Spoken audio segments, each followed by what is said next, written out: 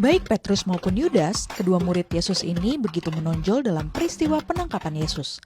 Meski sama-sama telah menyakiti hati Yesus dengan menjual maupun menyangkal Yesus, namun keduanya memiliki akhir hidup yang berbeda. Lalu, bagaimana nasib Petrus setelah menyangkal Yesus? Saksikan fakta Alkitab berikut ini.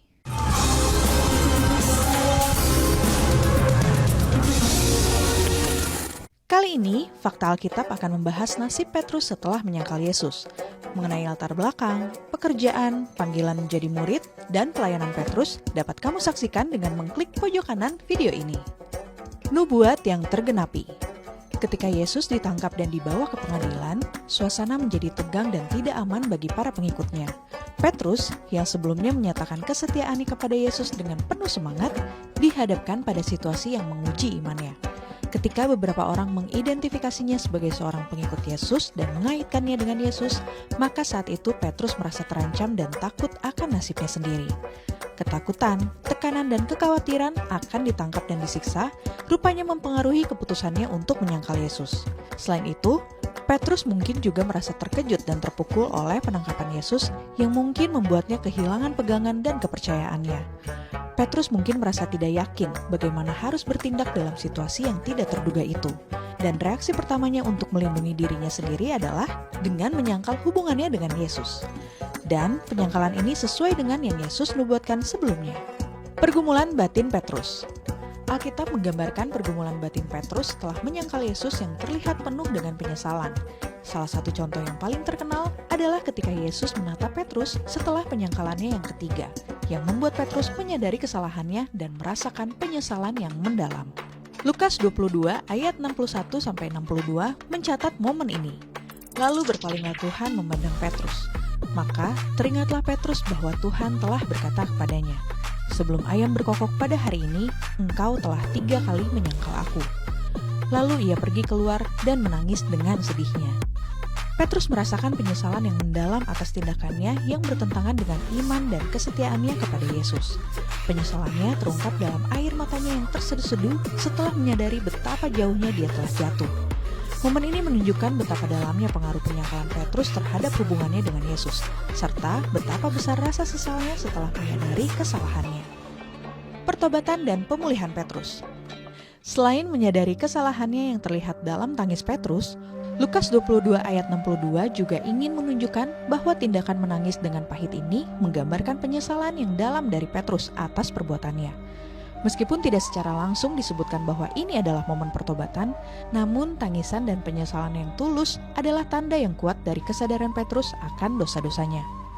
Bagian Alkitab lainnya juga menunjukkan pertobatan dan pengampunan bagi Petrus, seperti saat Yesus muncul kembali kepada muridnya setelah kebangkitannya.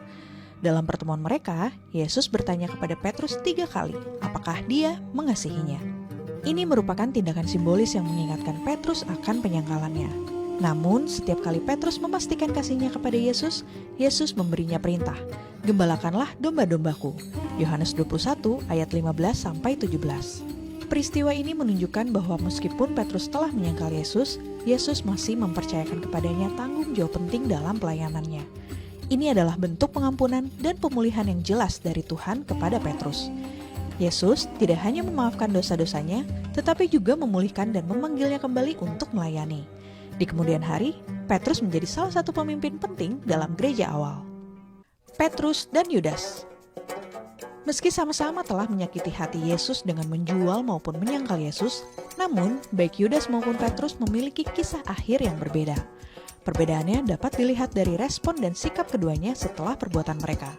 Setelah melakukan penyangkalan, Petrus diliputi penyesalan yang mendalam dan mencari pertobatan. Lukas 22 ayat 61-62. Sebaliknya, Yudas merasa menyesal tetapi tidak mencari pertobatan yang sejati. Matius 27 ayat 3-5. Petrus, meskipun melakukan kesalahan besar, tetap memiliki iman yang teguh kepada Yesus. Dia masih memiliki keinginan untuk melayaninya. Yesus kemudian memberikan pengampunan kepada Petrus karena kesungguhannya dalam bertobat. Sementara Yudas tidak memiliki iman yang kuat dan komitmen yang benar kepada Yesus.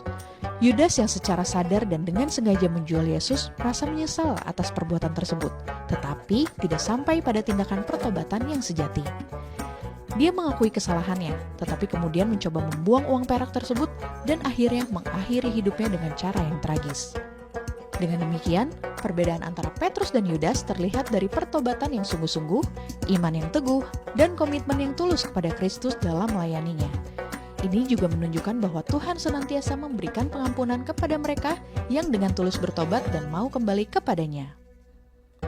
Melalui kisah Petrus, kita belajar tentang pentingnya kesetiaan, pertobatan, dan kasih karunia Tuhan. Selain itu, kisah ini juga mengingatkan kita bahwa kesalahan masa lalu tidak harus menentukan masa depan kita. Karena Tuhan memiliki rencana pemulihan yang luar biasa bagi setiap orang yang bertobat dan kembali kepadanya dengan tulus. Tidak kalah penting, kisah Petrus adalah sebuah pengingat yang kuat tentang kuasa dan kebaikan Tuhan yang tidak terbatas dalam mengubah hidup orang-orang yang bersedia bertobat. Demikian fakta Alkitab kali ini. Tuhan Yesus memberkati.